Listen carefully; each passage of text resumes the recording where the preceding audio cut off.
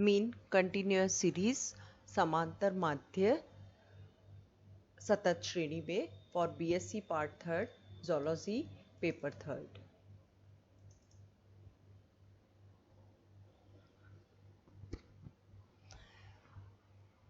Continuous series में mean निकालने के लिए सबसे पहले इस सीरीज को कंटिन्यूअस सीरीज को डिस्क्रीट सीरीज में कन्वर्ट कर देते हैं मिड पॉइंट निकालकर। यहाँ पे फ्रीक्वेंसी भी दी होती है और x में जो है वो वर्ग अंतराल होता है, कंटिन्यूएशन में डेटा होते हैं। मिड पॉइंट निकाला जाता है lower limit of class interval plus upper limit of class interval divided by 2। Calculation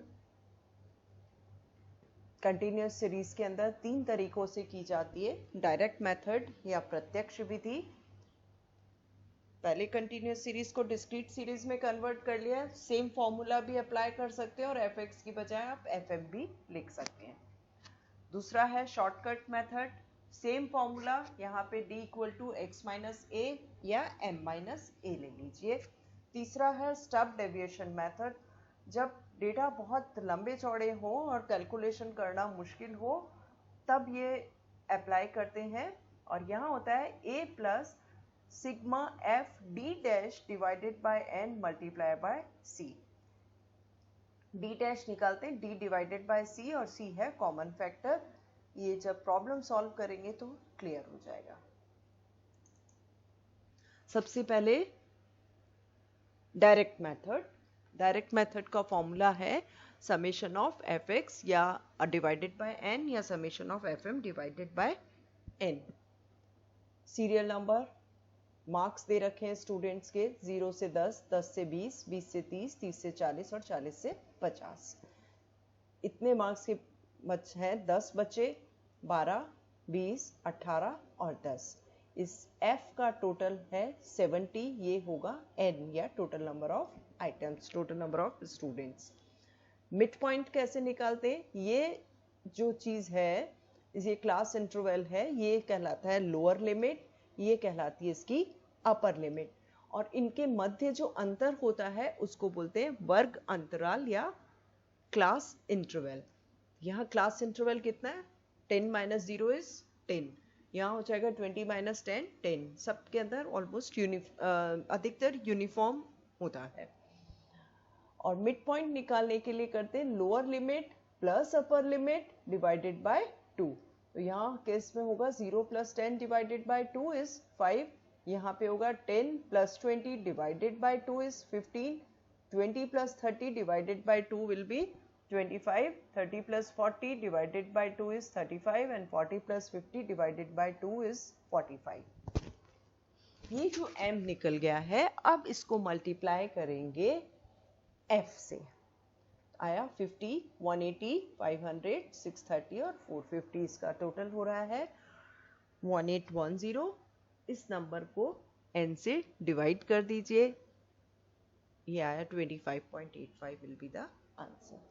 एक और एग्जाम्पल है, सेम है वही, क्लास इंटरवल दे रखा है 0 से 10, 10 to 20, 20 से 30, ऐसे है 80 तक।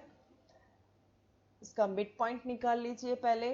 0 प्लस 10 डिवाइडेड बाय 2, तो 5, 15, 25, 35, 45, 55, 65 and 75 will be the mid point और मिडिल वैल्यू। फ्रीक्वेंसी दे रखी है 3, 11, 7, 4, 10, 5, 7 एंड 3। इन सब का टोटल आ रहा है 50, ये हो गया n। अब ये जो m निकला है इसको f से मल्टीप्लाई करिए। 15 multiply by 11 165, 25 multiply by 7 175, 35 into 4 140, 45 into 10 450, 55 into 5 275 and 75 into 3 is 225।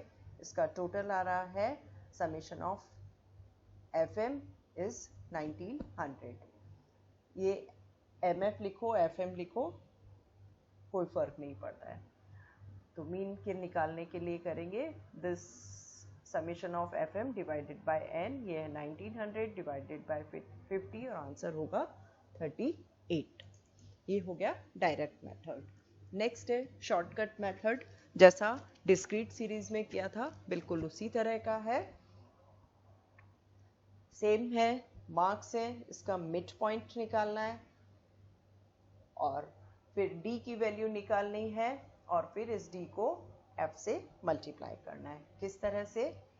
ये प्रॉब्लम है 0 से 10, 10 से 20, 20 से 30, 30 से 40 एंड 40 से 50, इसके मिड पॉइंट निकाल लिए।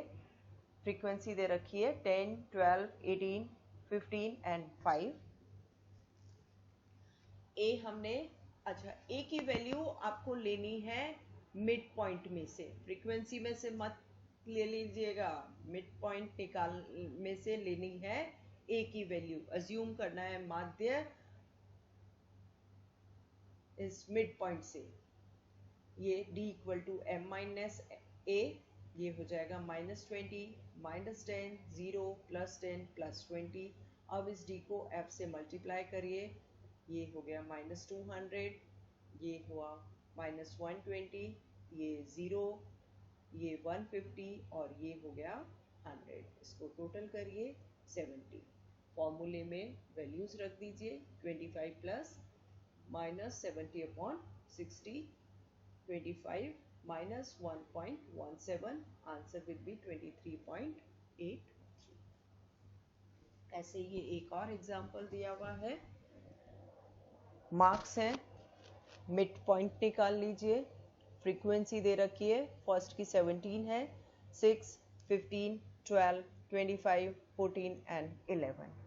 डी की वैल्यू m माइनस ए यहाँ पे हमने ले लिया है 45, बीच में से जो संख्या है वो ले लीजिए, तो -30, -20, -10, 0, +10, +20 एंड +30।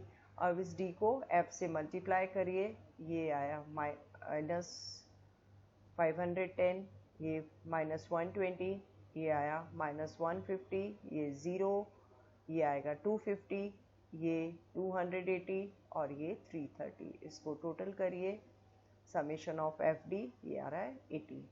एफ की वैल्यू को टोटल करने से आएगा n जो है 100, वैल्यूज रख दीजिए, a is 45, summation of F D 80, n is 100, 45 plus 80 upon 100 is 45 plus 0.8, 45.8 answer होगा।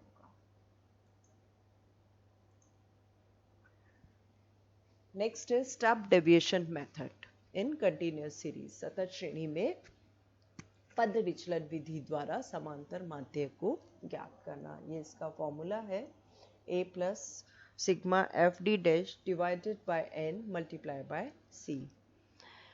यदि क्लास इंटरवल समान हो और उनके नंबर बहुत ज़्यादा हो तो शॉर्टकट मेथड को और सिंप्लीफाई कर देते हैं डेविएशन कैलकुलेशन के द्वारा।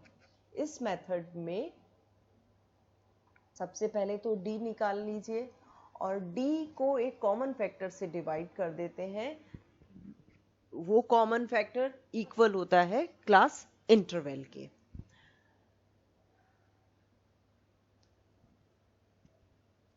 और फिर उसके बाद उसको उस कॉमन फैक्टर से मल्टीप्लाई कर देते हैं। ये एक एग्जांपल है, ये मार्क्स दे रखे हैं, मिड पॉइंट निकाल लिया, मिड पॉइंट आया 15, 25, 35, 45, 55 एंड 65। फ्रीक्वेंसीज दे रखी है 5, 10, 25, 30, 20, 10। इसका टोटल होगा n is equal to summation of f which is 100। a की वैल्यू ली है 45, d इक्वल टू निकलेगा m minus a, 15 minus 45 minus 30, 25 minus 35 minus 20, 35 minus 45 minus 10, 45 minus 45 0, 55 minus 45 will be plus 10 and 65 minus 45 will be plus 20। यहाँ पे class interval 10 का था और यहाँ 10 एक ऐसा नंबर है जो इन सभी संख्याओं को डिवाइड कर सकता है। तो माइनस यहाँ ले लीजिए c equal to 10, d dash निकालने के लिए हो गया d डिवाइडेड बाय 10। तो -30 divided by 10 -3, -20 divided bye 10 -2, -10 divided by 10 -1 और ऐसे ही आ गया ये 0 +1 और +2। अब ये जो d डैश निकला है इसको f से मल्टीप्लाई करेंगे तो आएगा 5 और -3 को मल्टीप्लाई करना है -15, फिर +10 और -2, -20, 25 और -1 will be -25, 30, 0, 0, 20 और 20। FD डैश का टोटल निकाल लीजिए, -20 आएगा। यहाँ पे A इज इक्वल टू है अज्यूम मीन या कल्पित माध्य, जिसकी हमने वैल्यू 45 ली है। C इज कॉमन फैक्टर 10 लिया है, D equal to m minus a और D dash equal to D upon C। इस फॉर्मूला है A plus summation of FD dash divided by n multiply by C। Values रखिए 45 plus ये आ रहा है -20 divided by 100 multiply by 10, answer आएगा 43।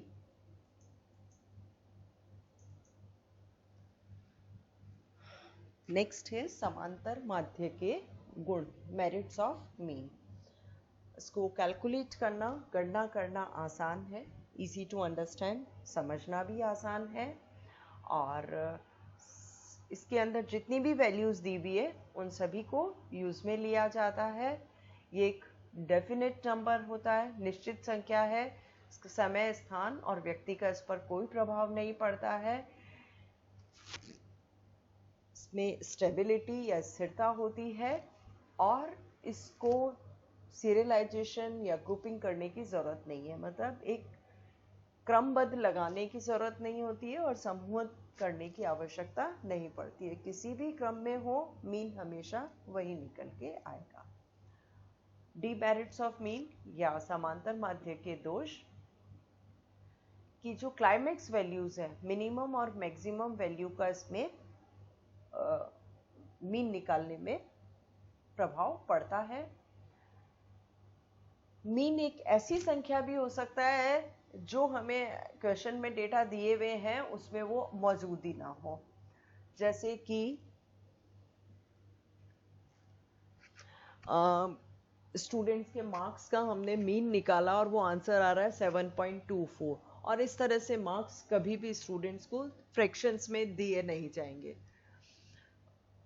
ऐसे ही तीन संख्याएं हैं 4, 9 और 20, इसका मीन वैल्यू आती है 11 जो कि यहाँ पे अवेलेबल है ही नहीं इस सीरीज के अंदर। और कई बार इसके बड़े फनी रिजल्ट्स आते हैं, जैसे कि एक जंगल के अंदर जो हिरण थे वो 7 ग्रुप्स में बटे हुए थे और 7 ग्रुप्स में हिरणों की संख्या है 46।